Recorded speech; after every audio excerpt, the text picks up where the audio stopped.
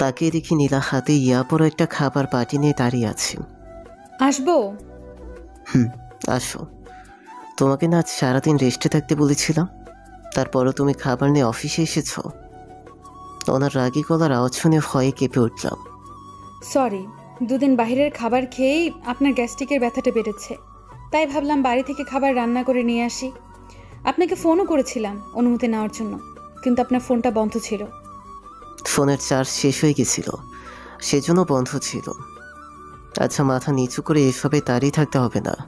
খাবার যখন নিয়ে এসেছো তো বেড়ে দাও, লাঞ্চটা করে ফেলি। আপনি ফ্রেশ হয়ে আসুন। ফ্রেশ হয়ে টেবিলে এসে বসলাম। ওই দিন শিহাব ভাইয়া বলেছিল আপনার জন্য খাবার নিয়ে আসলে যেন ওনার জন্যও একটু বেশি করে আনি, তাই আজ ওনার জন্যও খাবার নিয়ে এসেছি। আপনার খাবার খাওয়া হলে ওনাকে দিয়ে দিন। এত লেট করে শিহাবকে খাবার দিলে ঠান্ডা হয়ে যাবে, তার চেয়ে ভালো আমি ওকে ফোন করে এখানে আসতে বলি। দুজন একসাথে খাবো। তুমি শিহাবের খাবারগুলো রেডি করো। শিহাবকে ফোন করে আমার কেবিনে আসতে বললাম। কিরে রিয়াদ, আজ তুই আমাকে সারাই লাঞ্চ করা শুরু করে দিয়েছিস, এটা অত্যন্ত তোর কাছে আশা করিনি। খাওয়া এখনো শুরু করিনি, তোর জন্য অপেক্ষা করছিলাম। বস। আসলে আজ নীলা হঠাৎ করে খাবার নিয়ে আসলো তো, তাই। ও বুঝেছি। নীলা, কেমন আছো বোন তুমি? আলহামদুলিল্লাহ ভালো, আপনি কেমন আছেন? আমি সবসময় ভালো থাকি। তুমি আমার একটা কথা বলো তো নীলা, তুমি এত ভালো রান্না করো, সেগুলো কয়েকদিন পর পর অফিসে আনার কি দরকার? প্রতিদিনই তো আনতে পারো, এতে রিয়াদও খেয়ে কিছুটা মোটা হবে, সাথে আমিও। আমি তো প্রতিদিনই আনতে যাই, তবে উনি যে মানা করেন। রিয়াদ ভাই, তুই শুধু শুধু ওকে খাবার আনতে মানা করছিস কেন রে? ভালোই তো হয়, নীলা প্রতিদিন খাবার নিয়ে আসলে। ফোনটা অন করে মনে হচ্ছে ইয়াপরও ফুল করে ফেলেছি।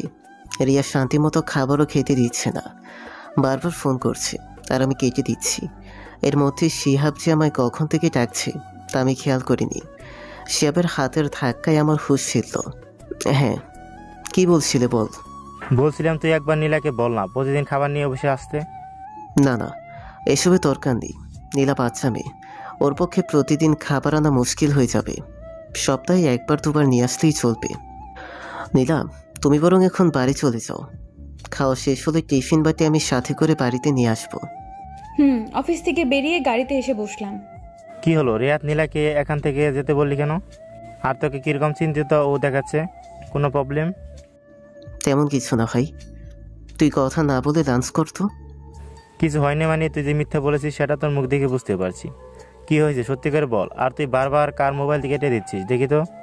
ফোনটা কেটে দেওয়ার আগেই শিয়াব হাত থেকে মোবাইলটা কেড়ে নিল। এটা দেখি রিয়ার ফোন, তুই রিয়ার ফোন কেটে দিচ্ছিস? শিয়াবের মুখে রিয়ার আশেপাশে কোনো কথাই শুনলেই আমার যেন মাথাটা গরম হয়ে যায়। বন্ধু বলে ওকে কিছু বলতেও পারি না। ওসব বিষয়ে আমি তোর সাথে এখন কোনো কথা বলতে চাই না। প্লিজ তুই এখান থেকে তোর কেবিনে যা। আরে ভাই, এত রেগে যাচ্ছিস কেন? আমি তো জাস্ট একটা প্রশ্ন করলাম, তাছাড়া আমার লাঞ্চ তো এখনো শেষ হয়নি। শিয়াব যে এখান থেকে যাবে না তা ভালো করেই বুঝতে পারলাম, তাই আমি কেবিন থেকে বেরিয়ে অফিসের ক্যান্টিনে চলে এলাম। ক্যান্টিনে বসে বসে কফি খাচ্ছি যাতে মাথাটা ঠান্ডা হয়। ঠিক সে সময়ে ফোনটা বেঁচে উঠল। জানি রিয়া ফোন করেছে, তবু শিওর হওয়ার জন্য মোবাইলটা হাতে নিলাম। না, এটা তো রিয়ার নাম্বার না, এটা ওর মার নাম্বার। কিছু না ভেবেই ফোনটা রিসিভ করলাম। হ্যালো আন্টি, কেমন আছেন? ভালো নেই বাবা, তুমি এখন কোথায়? আমি তো অফিসে। কেন আন্টি, কি হয়েছে? আপনার গলাটা কীরকম যেন শোনাচ্ছে। রিয়ার মুখে শুনলাম তুমি নাকি ওকে অন্য একটা মেয়ের জন্য চড় মেরেছো, আর সেই জন্য দুদিন ধরে কিছুই খাচ্ছে না, শুধু রুমের দরজা বন্ধ করে কান্না করছে, সাথে রুমের সব আসবাবপত্র ভেঙে ফেলেছে। কি বলছেন আন্টি? রিয়া আমার জন্য দুদিন না খেয়ে আছে? রিয়া, তুমি প্লিজ আমার বাড়িতে এক্ষুনি এসো, না হলে আমার মেয়েটা মরে যাবে বাবা। জি আন্টি, আমি এখনই আসতেছি। আপনি একটু রিয়ার দরজাটা খুলতে চেষ্টা করুন। 10 মিনিটের মধ্যে পৌঁছে গেলাম রিয়ার বাড়িতে। এই সময়টুকুর মধ্যে শুধু একটাই চিন্তা করছিলাম, যদি রিয়ার আগের মাথায় কিছু একটা করে বসে তাহলে কোনোদিন নিজেকে মাফ করতে পারবো না। আন্টি, দয়া করে আপনি আর কাঁদবেন না, এখন আমি এসে গেছি তো, আমি সব ঠিক করে দিব। বাবা, আমার মেয়েটার কিছু হবে না তো? দুদিন ধরে শুধু তোমার নামই বলছে আর কান্না করছে, কিচ্ছুই খাচ্ছে না। এমন হলে তো আমার মেয়েটা মরে যাবে বাবা, আর ও যদি মরে যায় ওর ছোট বোনকে কে দেখবে? রিয়ার কিছুই হবে না আন্টি, আপনি অযথা চিন্তা করবেন না তো। এটা বলুন, রিয়া দরজা খুলেছে কি না? না, দরজা খুলেনি। আমি অনেক চেষ্টা করেছি। সমস্যা নেই, আপনি সোফায় বসুন, আমি দেখছি। আন্টিকে সোফায় বসে আমি রিয়ার রুমের সামনে চলে গেলাম। দরজা কয়েকবার নক করার পর রিয়ার কোনো রেসপন্স না পেয়ে ওকে ডাক দিলাম। একবার ডাক দিয়ে তো ও চেঁচিয়ে বলতে লাগলো, এখানে কেন এসেছো? কি চাই তোমার? রিয়ার গলা শুনে বোঝা যাচ্ছে ও খুব রেগে আছে। তোমাকে চাই, মানে তোমার সাথে কথা বলবো। কোনো দরকার নেই, আপনি এখান থেকে যেতে পারেন। আমি কোনো বিশ্বাসঘাতকের সাথে কথা বলি না, যে কিনা একটা মেয়ের জন্য আমার গালে জল মারে। আচ্ছা বাবা, ওই দিনের ঘটনার জন্য আমি সরি, আর কোনোদিন এরকম করব না। এবার তো দরজা খোলো। না, খুলবো না, তুই এখান থেকে চলে যা। সত্যি চলে যাব? ওকে, তাহলে চলেই গেলাম। কথাটা বলে যেই এক পা বাড়াতে যাব তখনই রিয়া দরজাটা খুলে আমায় জড়িয়ে ধরল। জানতাম ও এমনটা করবে। একবার চলে যেতে বললেই চলে যাবি? এটাই তোর আমার প্রতি ভালোবাসা? আমি তো শুধু চলে যাওয়ার অভিনয় করছিলাম মাত্র। আমি জানতাম তুমি আমায় আটকাবে। নিজেকে রিয়ার কাছ থেকে ছাড়িয়ে নিলাম। কেন চাই না নীলা ছাড়া অন্য কারোর মাথা বুকে ঠেকাতে শ্বাস নিতে কষ্ট হয়। আন্টি বলল তুমি দুদিন ধরে খাবার খাচ্ছ না কেন? তুমি চর মারছো এবং আমার ফোনটাও ধরনি, তাই কানায় অভিনয় চলছে এখন। আচ্ছা, সেই জন্য তো তোমাকে সরি বললাম, আর কোনোদিন তোমাকে বকা দিব না। চর তো কখনোই না, প্রমিস। এবার আমাকে মাফ করে খাবার খাবে প্লিজ। চলো। এতটুকু সরিতে কাজ হবে না। তাহলে আমাকে সারাদিন ঘোরাতে হবে, শপিং করে দিতে হবে, সাথে যা যা চাইবো তাই দিতে হবে। এগুলো করলেই তোমার মাফ করব। ওকে, তুমি যেমনটা চাইবে আমি তেমনটাই করব। এখন খাবার খেতে চলো। হুম। রিয়াকে খাবার খাইয়ে দিলাম। এরপর বিকেলে ওকে নিয়ে ঘুরতে বেরোলাম। বিকেল থেকে রাত 10টা পর্যন্ত রিয়ার সাথে ঘুরলাম। তারপর দুজন একসাথে ডিনার করে ওকে ওর বাড়ি পৌঁছে আমি বাড়ি চলে এলাম। বাড়ি এসে কলিং বেল একবার বাজাতেই নীলা দরজা খুলে দিল। আজ নীলার চোখ মুখে কীরকম ফোলা ভাব দেখা যাচ্ছে। কেন এমন দেখা যাচ্ছে সেটা বুঝলাম না। নীলাকে কিছু জিজ্ঞেস করতে যাব তার আগেও আমার সামনে থেকে চলে গেল। আমি রুমে গিয়ে বিছানায় বসলাম। কিছুক্ষণ পর নীলা রুমে আসলো, হাতে এক গ্লাস পানি নিয়ে। পানির গ্লাসটা হাতে দিয়ে আমার পায়ের জুতো খুলতে লাগলো। হঠাৎ অনুভব করলাম আমার পায়ে কয়েক ফোঁটা পানি পড়ল। প্রথমে না বুঝলেও খানিকক্ষণ ভালোভাবে খেয়াল করার পর বুঝতে পারলাম নীলার চোখের পানি গড়িয়ে আমার পায়ে পড়ছে। নীলা, তুমি কাঁদছো? কই না তো। মিথ্যা বলছো কেন? আমি স্পষ্ট অনুভব করলাম তোমার চোখের পানি আমার পায়ে পড়েছে। নীলা, আমার দিকে তাকাও তো দেখি। নীলার মুখটা উঁচু করে ধরলাম। হ্যাঁ, যা ভেবেছিলাম তাই। নীলা কাঁদছে। সত্যি করে বলো নীলা, কি হয়েছে যার জন্য তুমি কাঁদতেছো? তেমন কিছু না, রিয়া আপুর মা এসেছিল আজ আমাদের বাড়ি, আমার চাচির পরিচয় দিয়ে। আন্টি আমাদের বাড়ি এসেছিল। এটা শুনে তেমন একটা অবাক হলাম না, কারণ মা রিয়ার মাকে চেনেন না। যদি চিনতেন তাহলে কখনোই বাড়িতে ঢুকতে দিতেন না। তারপর জিজ্ঞাসু দৃষ্টিতে নীলার দিকে তাকিয়ে তারপর আমাকে বলল আপনি রিয়া আপুকে অনেক ভালোবাসেন, আমি যেন আপনার আর রিয়া আপুর মাঝখান থেকে দূরে চলে যাই। সাথে এই ছবিগুলো দিয়ে গেছে প্রমাণস্বরূপ। রিয়ার হাতের ছবিগুলো নিলাম। ছবিগুলো দেখে তো আমি এক প্রকার অবাক। এই ছবিগুলো আজকের, যখন রিয়া আমায় চড়িয়ে ধরেছিল। বিকেলে ঘুরতে গিয়েছিলাম, সে ছবিগুলো আছে। আমার বিশ্বাসই হচ্ছে না আন্টি এই কাজটা করেছেন। নীলাকে কিছু বলতে যাব, তার আগে ও বলতে শুরু করলো, চিন্তা করবেন না, আমি আন্টিকে বলে দিয়েছি আপনি যদি রিয়া আপুকে নিয়ে সুখে থাকতে চান তাহলে আমি আপনাদের দুজনের মাঝে কখনো আসবো না। আপনাকে মুক্ত করে দিয়ে অনেক দূরে চলে যাব। হয়তো আপনাকে ছাড়া থাকতে খুব কষ্ট হবে, তবে আস্তে আস্তে নিজেকে মানিয়ে নেওয়ার চেষ্টা করব। আচ্ছা, এসব কথা এখন বাদ দেই। আপনি অফিস থেকে অনেক ক্লান্ত হয়ে বাড়ি এসেছেন, আপনি ফ্রেশ হয়ে আসুন, আমি খাবার রেডি করছি। আমি বাহির থেকে খেয়ে এসেছি। ও হ্যাঁ, আন্টি বলেছিল, সরি আমি ভুলে গিয়েছিলাম। ঠিক আছে, আপনি তাহলে ঘুমিয়ে পড়ুন। তুমি খেয়েছো? জানি নীলা আমাকে না খাইয়ে নিচে কখনো আগে খায় না, তবুও জিজ্ঞেস করলাম কথাটা। রুমের এসির বাতাসটা কিরকম যেন গরম লাগছিল। আমি একটু ছাদে গেলাম, সেখানে অনেক ঠান্ডা বাতাস বইছে। কথাটা ঘুরিয়ে দ্রুত রুম থেকে বেরিয়ে দৌড়ে ছাদে এলাম। ওনার সামনে আরও কিছুক্ষণ দাঁড়িয়ে থাকলে হয়তো কান্নাটা থামিয়ে রাখতে পারতাম না, সেজন্য দৌড়ে ছাদে চলে এলাম। আজ কেন জানি না খুব কষ্ট হচ্ছে। 30 মিনিটের মতো ছাদের এক কোণে বসে গলা ছেড়ে কাঁদলাম।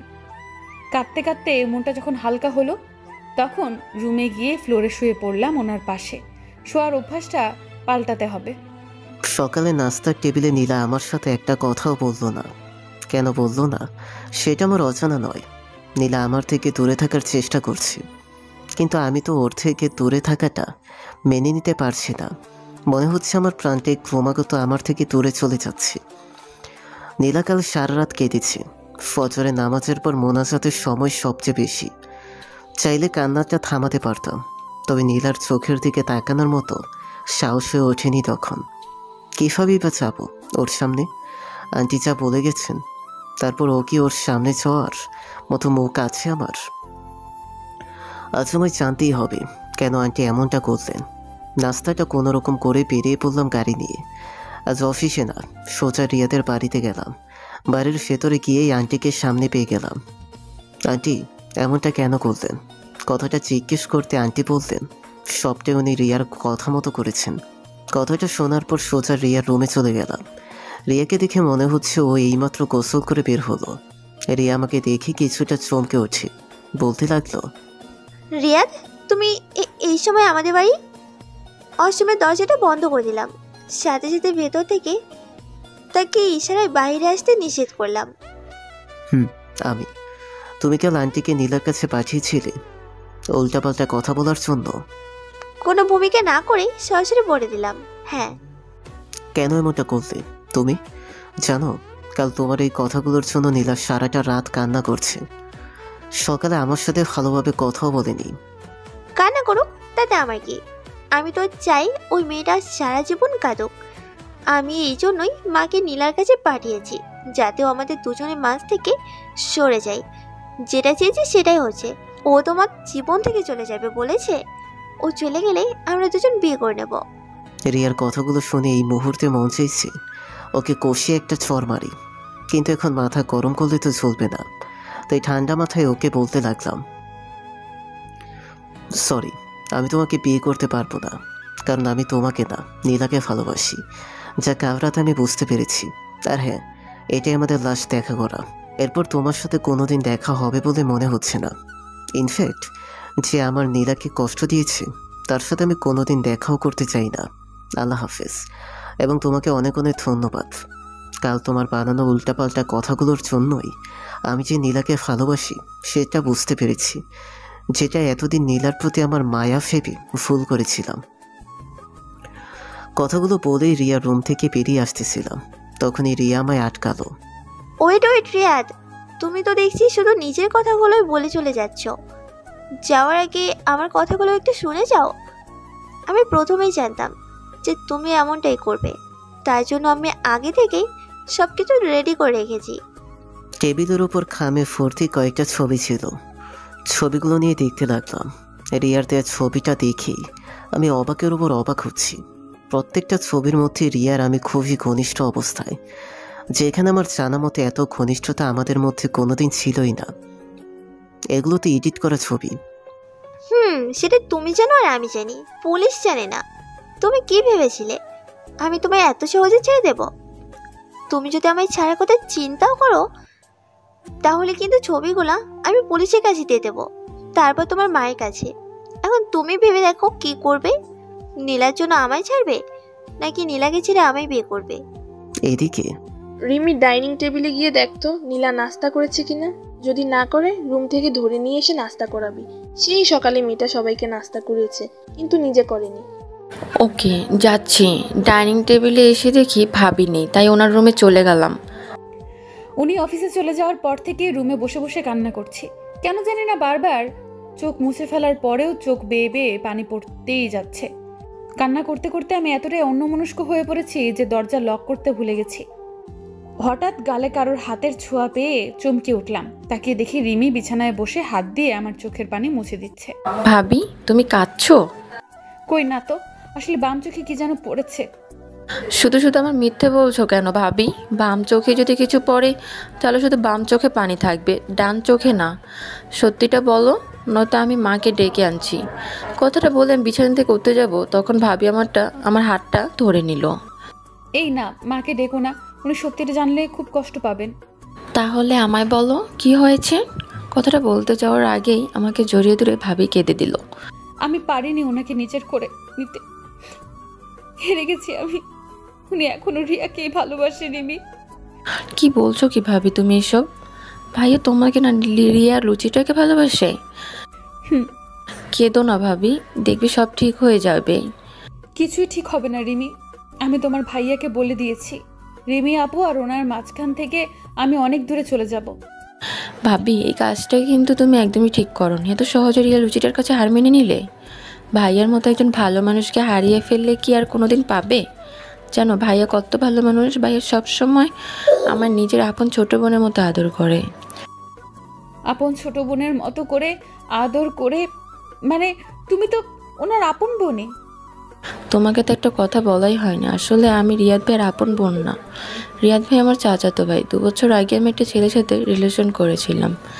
একদিন মা বাবাকে না জানিয়ে ছেলেটার সাথে পালিয়ে যাই। তারপর আমরা দুজন বিয়ে করে সংসার করতে থাকি। বিয়ের 1 বছর না যেতেই রায়হান আমার কোল আলো করে পৃথিবীতে আসে। আমি রায়হান আর ওর বাবা 3 জনের সংসারে খুব ভালোই যাচ্ছিল। এরপর হঠাৎ করেই সবুজ রায়হানের বাবা পাল্টে যায়। প্রতি রাতেই আমাকে মারধর করতে। পরে জানতে পেরেছিলাম সবুজ একটা মেয়ের সাথে অবৈধ সম্পর্কে জড়িয়ে পড়েছে। সেদিনই আমি ওকে ছেড়ে চলে আসি বাবার বাড়ি। কিন্তু বাবা সেদিন আমায় বাড়িতে ভেতর ঢুকতে দেয়নি। খুব রেগেছিল আমার ওপর সে। ভাগ্যক্রমে ওই দিন রিয়াদ ভাই আমাদের বাড়ি উপস্থিত ছিল। বাবা আমাকে বের করে দেওয়ার পর ভাই আমাকে নিয়ে আসে এই বাড়িতে। সেদিন থেকেই আমি এই বাড়িতে আছি ভাইয়ার বোনের পরিচয়ে। কথাগুলো বলতে বলতে আমার চোখে পানি চলে এসেছে।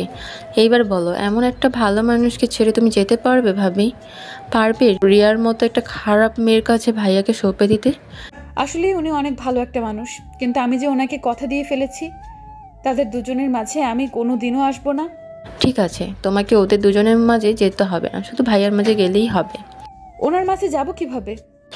ভাবিকে সব কিছু বুঝিয়ে দিলাম। না না, আমি এমনটা কখনো করতে পারবো না। তাছাড়া এমনটা করা ঠিক হবে বলেও মনে হয় না।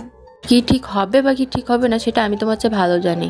তুমি আমার চেয়ে বয়সে বড় হতে পারো, তবে আমি কিন্তু বিয়ের দিক দিয়ে তোমার চেয়ে অভিজ্ঞত।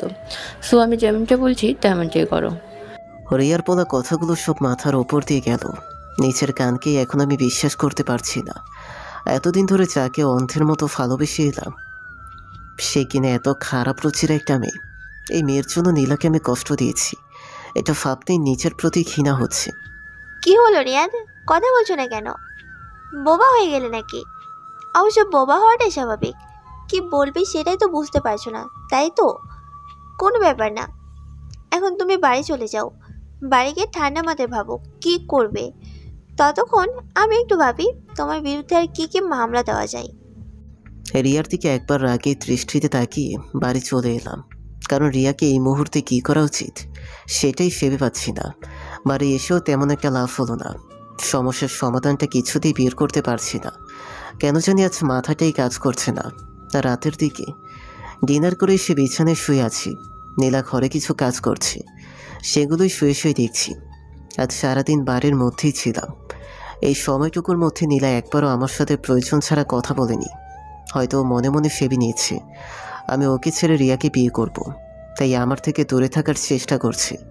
কিছুক্ষণ পর নীলা কালকের মতো কাজ শেষ করে ফ্লোরে বিছানা করে শুয়ে পড়ল। কি হলো, তুমি বিছানায় না ঘুমিয়ে ফ্লোরে ঘুমাচ্ছ যে? কাল নীলা আমার পাশে ঘুমায়নি বলে সারা রাত ঘুমোতে পারিনি, সেজন্য আজ কোনোভাবেই ওকে নিচে ঘুমোতে দিব না। তেমন কিছু না, আপনার থেকে নিজেকে দূরে রাখার চেষ্টা করছি। যতই হোক আপনি তো আমার কাছে রিয়াপুর আমানত। দূরে থাকার এত চেষ্টা করতে হবে না। এটা ভুলে যেও না যে আমি এখনও তোমার হাজব্যান্ড। বিছানায় এসে ঘুমাও। কিন্তু রিয়া পুরো কথাটা বলতে দিলেন না উনি। কোনো কিন্তু না, চুপচাপ বিছানায় এসে শো। সবসময় দিনই কথা বলো। তুমি কি এটা জানো না, স্বামী স্ত্রীকে কিছু একটা আদেশ করলে সেটা স্ত্রীর কোনো কথা ছাড়াই শুনতে হয়। এবার কথাটা খুব জোরেই বললাম, না হলে নীলা বিছানায় না শুয়ে কথা ঘোরানোর চেষ্টা করবে। তাই ওনার ধমক খেয়ে কোনো কথা বললাম না, চুপচাপ বিছানার মাঝখানে একটা কোল বালিশ রেখে ওনার অন্য পাশে শুয়ে পড়লাম। নীলা বিছানার মাঝখানে বালিশ রেখে শুয়ে বলল, সেটা নীরবে দেখলাম, কিছু বললাম না। যখনই শিওর হলাম ও ঘুমিয়ে পড়েছে, তখনই মাছের কোর পালিশটা ফ্লোরে ফেলে ওকে বুকে চড়িয়ে নিলাম। এতদিন না বুঝে ওকে দূরে সরিয়ে রেখেছিলাম, কিন্তু আর না। এখন থেকে ও সবসময় আমার বুকেই থাকবে। নীলার ঘুমন্ত মুখটার দিকে তাকালাম। ছোট বাচ্চাদের মতো ঘুমিয়ে আছে। পুরো মুখে নূরের ছাপটা স্পষ্ট করে দিয়েছে। ওর চোখের নিচে কালো দাগটা বুঝতে আর বাকি রইল না যে ও আজ অনেক কেঁদেছে। নীলার দুটো চোখে আলতো করে চুমু দিলাম।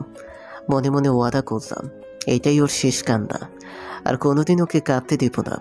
শুধু রিয়ার থেকে মুক্তি পাওয়াটা বাকি। এরপর পূর্বে যত কষ্ট পেয়েছে সব ফুলিয়ে দিব আমার ভালোবাসা দিয়ে। এসব ভাবতে ভাবতে নীলার কপালে একটি ভালোবাসার পরশ দিয়ে ঘুমিয়ে পড়লাম। একে অপরকে জড়িয়ে ধরে সকালে নীলার আগেই ঘুম থেকে উঠলাম। ঘুম থেকে উঠে নামাজ পড়ে নাস্তা শেষ করে অফিসে চলে এলাম। আজ শিয়াবের সাথে কথা বলা আমার খুবই প্রয়োজন। শিয়াবই একমাত্র মানুষ যে আমায় সঠিক পরামর্শ দিতে পারবে। শিয়াবকে কল করে আমার কেবিনে আসতে বললাম। কিছুক্ষণ পর চলে এলো। কি হয়েছে ভাই, আজ সকাল সকাল আমায় ডেকে পাঠালি? কোনো বিশেষ প্রয়োজন আছে নাকি? ভাই, আমার একটু সাহায্য লাগবে। কি সাহায্য লাগবে তুই শুধু বল, এত হাত ধরাধরি কি আছে? তোর এই বন্ধু তোর সাহায্যের জন্য নিজের প্রাণটাও দিয়ে দিবি। ধন্যবাদ ভাই। আমি হঠাৎ করে নীলাকে অনেক ভালোবেসে ফেলেছি, কিন্তু রিয়া শিহাবকে সব কিছু খুলে বলতাম রিয়ার ব্যাপারে। ভাই তুই একই কথা শোনালি, আজ তো মনে হচ্ছে আমি ঈদের খুশি হলাম। বলছিলাম না তুই একদিন নীলার প্রেমে পড়বি, দেখলি আমার কথাটা সত্যি হলো। নীলা এতটাই ভালো মেয়েছে, ওকে ভালো না বেশে পারলাম না। তবে এখন রিয়াকে নিয়ে আমি কি করব? রিয়া হচ্ছে আমায় ভালোবাসে বলছে, সাথে ব্ল্যাকমেল করছে। রিয়াকে নিয়ে চিন্তা তুই বাদ দিয়ে দেও। ও তোকে ভালো টালো কিছুই বাসে না, ওর ভালোবাসা শুধু তোর টাকার সাথে। কিছু টাকা রিয়ার মুখের উপর মেরে দিবি, তাহলে সব সমস্যার সমাধান হয়ে যাবে। টাকা অফার করলে ও যদি না মানে? তোর থেকে আমি রিয়াকে 1000 গুণ বেশি জানি, ও টাকার জন্য সব করবে। তুই এখনই কিছু টাকা নিয়ে ওর বাড়ি গিয়ে অফার কর, তারপর দেখ। কিছু বলতে যাব, তখনই রিমি ফোন করলো।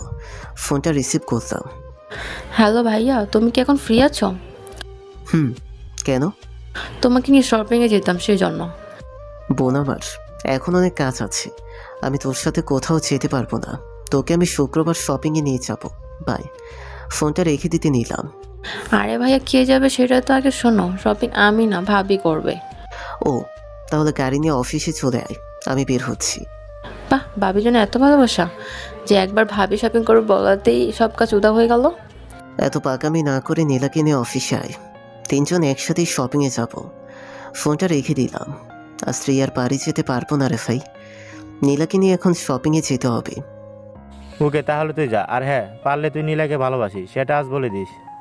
এখন ওকে কিছু বলবো না, আগে রিয়ার ব্যাপারটা শেষ করি, তারপর নীলাকে সারপ্রাইজ দিব। কিছুক্ষণ পর রিমি অফিসে আসলো নীলাকে সাথে নিয়ে। কেমন আছো নীলা? জি আলহামদুলিল্লাহ। আপনি কেমন আছেন ভাইয়া? ভালো না বোন, দেখো না বিয়ের বয়স পার হয়ে যাচ্ছে, এখনো বিয়ে করতে পারলাম না। তোমার মতো ধার্মিক মেয়ে পেলে জানি আমিও রিয়াদের মতো বিয়ে টিয়ে করে ফেলতাম। আপনারা তো এখনকার যুগের পুরুষ। আপনাদের তো আবার যারা ছোট কাপড় পরে তাদের ভালো লাগে, যেখানে ধার্মিক মেয়েরা পরে বোরকা। তাই ধার্মিক মেয়েদের শুধু শুধু বিয়ে করে অবহেলা করার চেয়ে ছোট কাপড় পরা মেয়েদের বিয়ে করাটাই আপনাদের জন্য ভালো। নীলা যে আমার উপর অভিমান করে কথাটা বললো তা খুব ভালো করেই বুঝতে পারলাম। কে বলেছে আমি রিয়ার মতো ছোট কাপড় পরা মেয়েদের পছন্দ করি? আমি তো। এই শিহাব ভাইয়া, চুপ করুন তো। আপনার বিয়ের ব্যাপারে অন্য সময় আলোচনা করেন, এখন আমরা শপিংয়ে যাব। ভাইয়া চলো তো।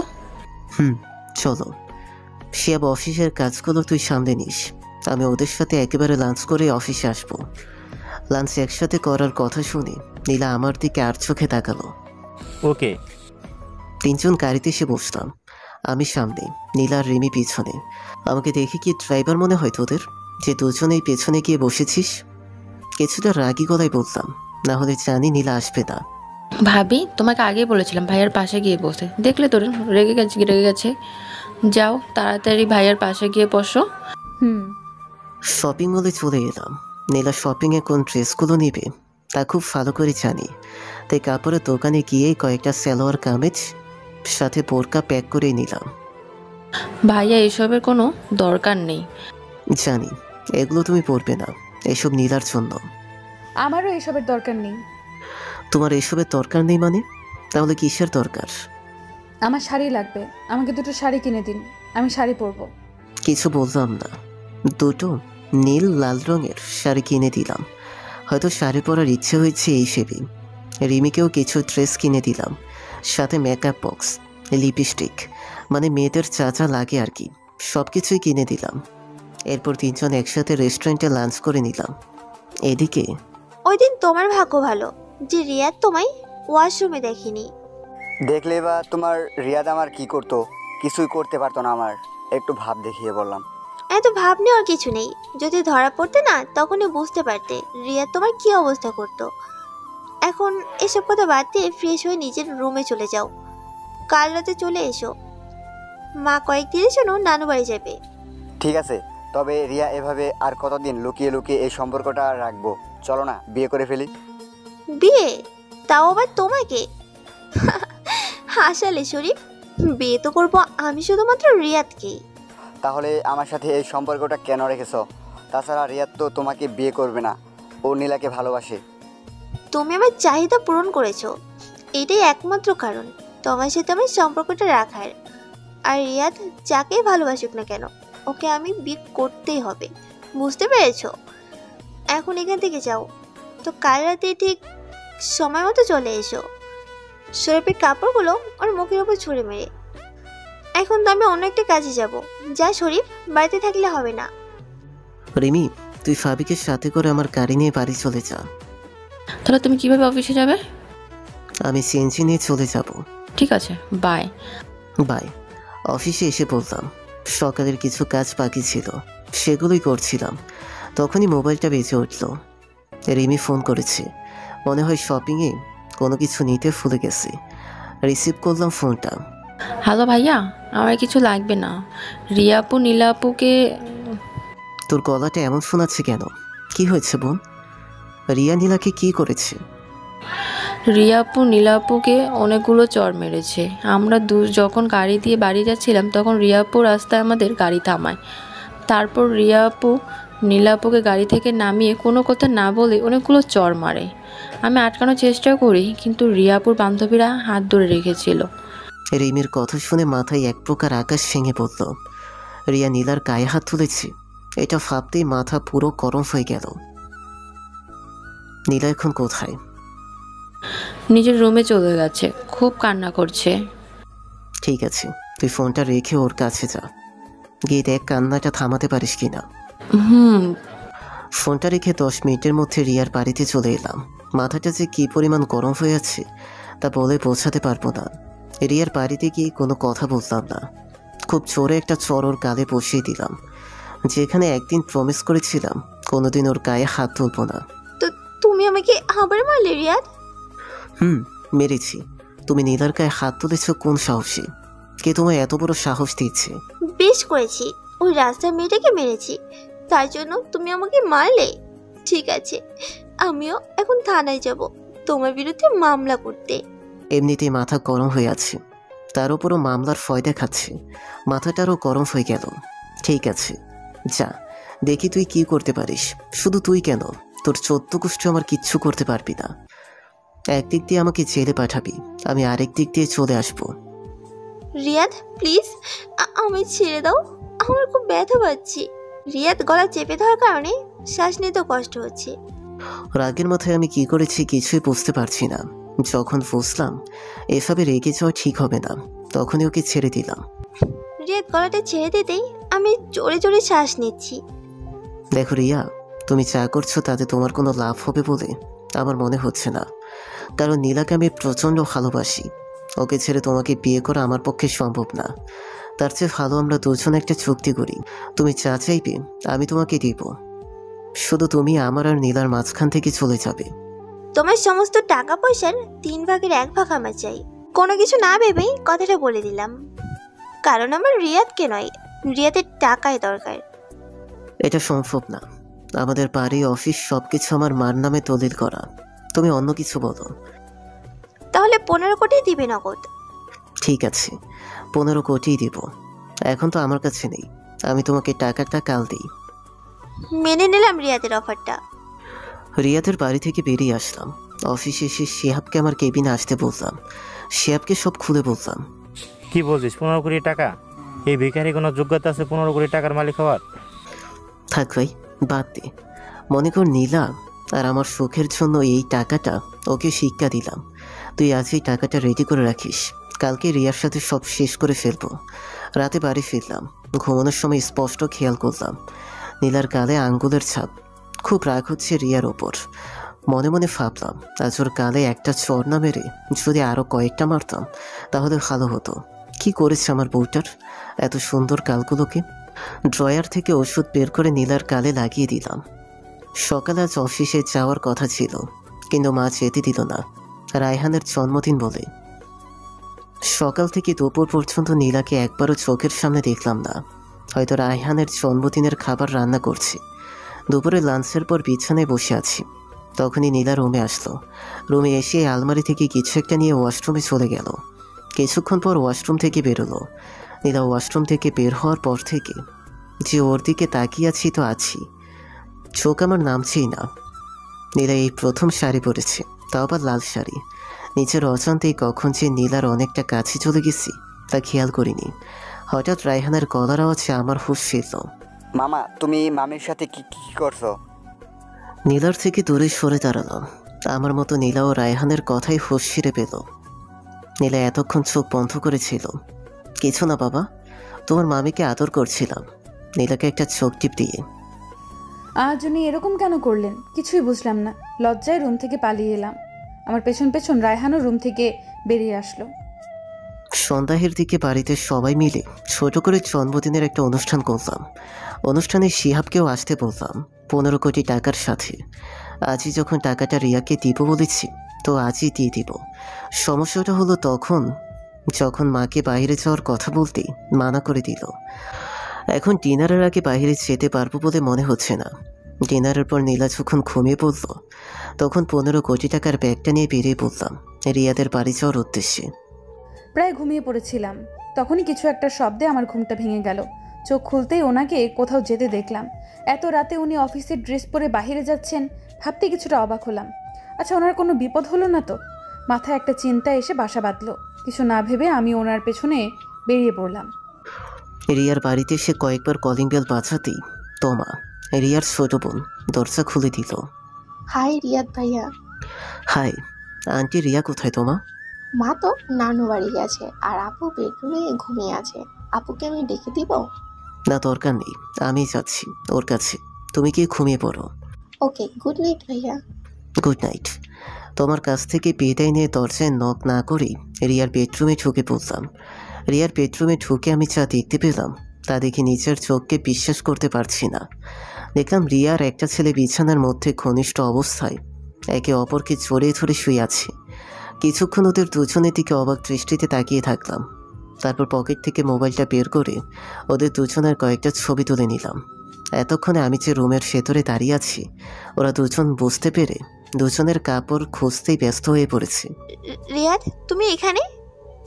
অনেকটা ঘাবড়ে গিয়ে বিছানার চাদরটা সরে পিছিয়ে নিলাম। হ্যাঁ আমি। কেন, তোমাদের কি সমস্যা হচ্ছে? তাহলে আমি চলে যাই। অন্য সময় হলে এতক্ষণে রিয়ার কাঁধে কয়েকটা চট পড়ে যেত, কিন্তু কেন জানি আজ ওর উপর কোনো রাগই হচ্ছে না। ওর শরীরে হাত দিতেই ঘৃণা লাগছে। না প্লিজ যেও না। আমি আসলে ওকে যে কথাটা বলতে চাইছি ভয়ের কারণে সে কথাটা মুখ থেকে বের হচ্ছে না। থাক, তোমাকে কিছু বলতে হবে না, আমি সব কিছু বুঝে গেছি। উনি একটা বাড়ির সামনে এসে গাড়ি থামিয়ে বাড়ির ভেতরে চলে গেলেন। বাড়ির দরজাটা লক করা, সেই জন্য আমি ওনার সাথে ভেতরে যেতে পারলাম না। তবে বাড়ির একটা জানালা খোলা ছিল, সেটা দিয়েই চোখ ভেতরে রাখলাম। ভেতরে চোখ যেতেই আমার মাথাটা ঘুরে উঠল। ওইখানে আর এক মুহূর্তের জন্য দাঁড়ালাম না, কান্না করতে করতে বাড়ি চলে এলাম। বাই। তুমি তোমার প্রেমিকের সাথে মন ভরে মজা করো, আর কোনোদিন যাতে তোমার এই চেহারাটা আমার দেখতে না হয়। বলেই রুম থেকে বেরোতে যাব তখন রিয়া আমায় আটকালো। আমার 15 কোটি টাকাটা? সেটা কাল তোমার অফিসে এসে নিয়ে যেও, সাথে তোমার আর তোমার প্রেমিকের কিছু রোমান্টিক ছবিও। একটা হাসি দিয়ে রিয়ার বাড়ি থেকে বেরিয়ে এলাম। মিথ্যা বলবো না, রিয়াকে আরেকটা ছেলের সাথে এরকম অবস্থায় দেখি অনেকটাই কষ্ট পেয়েছি, তবে তার চেয়েও বেশি খুশি হয়েছি রিয়ার মতো খারাপ একটা মেয়ে জীবন সঙ্গী হয়নি এটা ভেবে। আজ এই ঘটনার পর রিয়া নামটি আমার জীবন থেকে সারা জীবনের জন্য মুছে গেল। এখন থেকে আমার সবটা জুড়ে শুধু নীলা থাকবে। আজ থেকে নীলাই আমার কাছ থেকে পূর্ণ অধিকার পাবে। এসব ভাবতে ভাবতে বাড়ির সামনে চলে এলাম।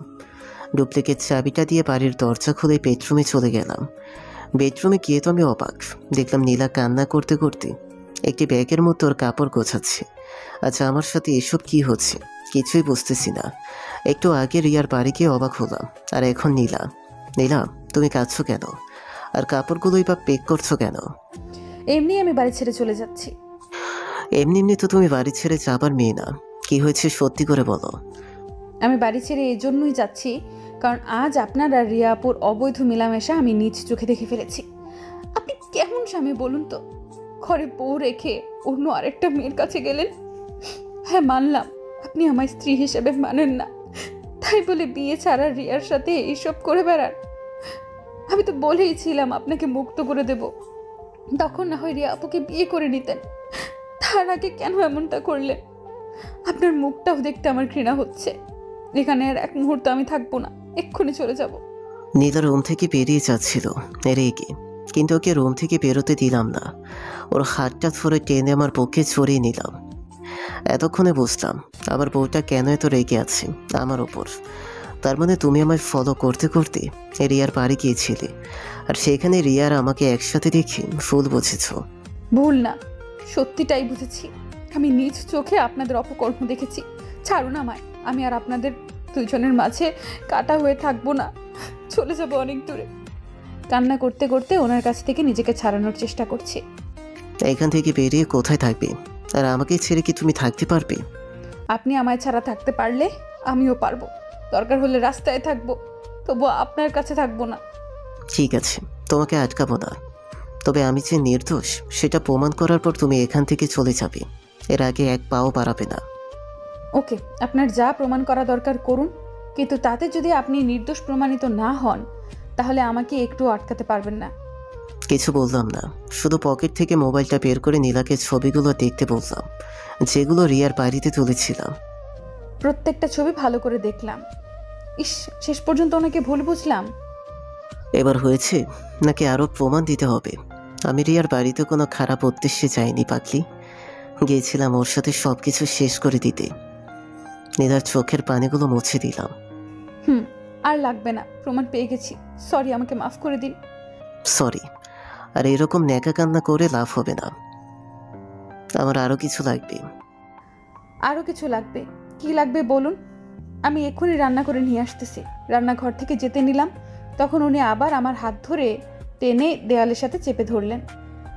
আমি কোনো খাবার না, অন্য কিছুর কথা বলছি। কোনো খাবার না? তাহলে কি? তুমি তো অনেকদিন ধরে স্ত্রীর অধিকারটা দাবি করছো। আমি এতদিন অবহেলা করে দিইনি, তাই ভাবলাম আজ তোমার স্ত্রীর অধিকারটা দিয়ে ফেলি। না না, প্লিজ এরকমটা করবেন না। আমার কোনো স্ত্রীর অধিকার চাই না। তাছাড়া এখন আমি নামাজ পড়বো, আমায় ছেড়ে দিন প্লিজ। তুমি না চাইলেও আমি চাই। আমার স্বামীর অধিকার লাগবে, মানে লাগবেই। আর তুমি যে নামাজের মিথ্যা কথা বলে আমার থেকে পালাতে চাইছো তা আমি ভালোই বুঝতে পেরেছি। আমি তোমার মতো এত ভালো মানুষ না যে তুমি যা বলবে আমি তাই শুনবো। দরকার হলে স্বামীর অধিকার তোমার কাছ থেকে জোর করে আদায় করে নিব। বিশ্বাস করুন, আমি মিথ্যা বলছি না। সত্যি আমি এখন নফল নামাজ পড়বো। আর কিছু বলতে দিল না। তার আগেই উনি আমার ঠোঁট দুটো ওনার ঠোঁট দিয়ে চেপে ধরলেন। ছাড়াতে চেয়েও যখন ওনার কাছ থেকে নিজেকে ছাড়াতে পারলাম না, তখন নিজ ইচ্ছায় ওনার কাছে নিজেকে সঁপে দিলাম। অবশ্য মুখে যতই না করেছিলাম, মনে মনে এটাই চাইছিলাম ওনার কাছে। অবশেষে দুজনেই হারিয়ে গেলাম পবিত্র ভালোবাসার সাগরে, যেখানে শুধু আমি আর উনি, নেই কোনো তৃতীয় ব্যক্তি। সকালে ঘুম থেকে উঠে ওনার মুখের দিকে তাকাতেই দেখলাম উনি আমার দিকে এক দৃষ্টিতে তাকিয়ে আছে। লজ্জায় মুখটা ওনার বুকে লুকিয়ে ফেললাম। কি হলো, মুখটা লুকিয়ে নিলেছি? এদিকে তাকাও। নীলাকে শক্ত করে জড়িয়ে ধরে কথাটা বললাম। পারবো না। বুঝেছি, লজ্জা পাচ্ছ তাই তো। ঠিক আছে, তাকাতে হবে না। আরও কিছুক্ষণ আমার বুকে মাথা রেখে ঘুমাও। এতক্ষণ ঘুমালে কি চলবে? আপনার জন্য নাস্তা বানাতে হবে না? নাস্তা বানাতে হবে না? কি নাস্তা বানাতে হবে না? তাহলে কি খেয়ে অফিসে যাবেন আপনি? কিছু খাবো না, অফিসেও যাব না। 7 দিন। বিয়ের পর তো তোমাকে সময় দিতে পারিনি, তাই সিদ্ধান্ত নিয়েছি এই 7 দিন আমি বাড়িতেই থাকবো। আর তোমাকে অনেক অনেক আদর করে তোমার লজ্জাটা দূর করে দিব। ওনার কথা শুনে লজ্জাও পেলাম, সাথে খিলখিল করে হেসেও দিলাম। আপনি সব সময় আমায় এত লজ্জায় ফেলেন কেন বলুন তো? আচ্ছা নীলা, একটা কথা বলো তো, আমি কি প্রথম পুরুষ যে তোমার নূরানি মুখটার সাথে যুক্তবরণ হাসিটা দেখেছি? হুম। এই সৌন্দর্যের কারণেই তোমার দিকে একবার তাকালে আর চোখ ফেরাতে পারি না। মনটা চায় সারা জীবন তোমার সুন্দর মুখটা দেখেই বাকি জীবনটা পার করে দিই। আমার সৌন্দর্যের প্রশংসা শেষ হলে এবার উঠে ফ্রেশ হয়ে নিন, নামাজ পড়তে হবে। কাল সারা রাত তো ঘুমাতেই দিলেন না, সেজন্য ফজরের নামাজ পড়তে পারিনি। শুধু কি পৃথিবীতেই আপনার স্ত্রী হওয়ার অধিকার দেবেন, মৃত্যুর পরে দেবেন না? মৃত্যুর পরও আমার স্বামী হিসেবে চাও? এত ভালোবাসো আমায়? নীলার কপালে একটা ভালোবাসার পরও শিখে দিলাম। নিজের থেকেও বেশি। তাই তো আপনাকে ইহকালেও চাই, পরকালেও চাই।